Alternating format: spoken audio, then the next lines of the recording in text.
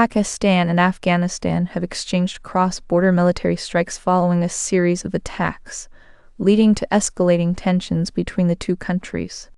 Early Friday morning, Pakistan's Defense Minister Khawaja Mohammad Asif declared an open war with Afghanistan after Afghan forces launched retaliatory attacks late Thursday night.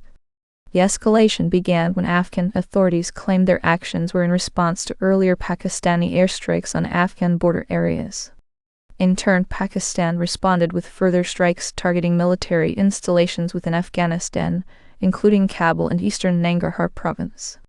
This cycle of violence has raised concerns among international observers who are calling for restraint from both sides.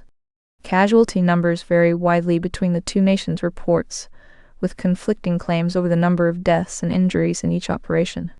Pakistan's army spokesperson stated that their operations killed at least 274 members of Afghan forces along with affiliated militants and wounded more than 400 individuals. Meanwhile, reporting losses of 12 soldiers killed and 27 wounded. On the other hand, Afghan authorities reported killing 55 Pakistani soldiers and capturing several others. Both nations accuse each other of harboring militant groups that stage attacks across the border, with Pakistan specifically accusing India of backing separatist movements in the region. These tensions have been building since NATO forces withdrew from Afghanistan in 2021. This leads to failed peace talks in Istanbul aimed at stabilizing relations between the two countries.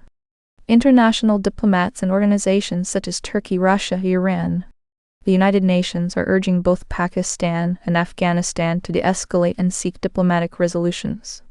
As the situation continues to develop, officials from both nations are likely to meet under international mediation to address their disputes through dialogue rather than military action. President Donald Trump traveled to Texas on Friday to discuss energy and economic policies, avoiding a clear endorsement in the state's highly competitive Republican primary for the U.S. Senate seat. The race pits incumbent Senator John Cornyn against State Attorney General Ken Paxton and Representative Wesley Hunt, all of whom are seeking Trump's backing but have not received it. During his visit, Trump spoke to supporters about his economic agenda without endorsing any of the three candidates vying for the Texas Senate seat.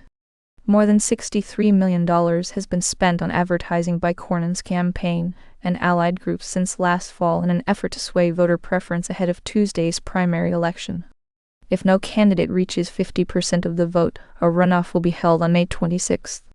Cornyn faces challenges from parts of the GOP base due to his dismissive attitude towards Trump's potential 2024 candidacy and support for gun restrictions following the Uvalde school shooting.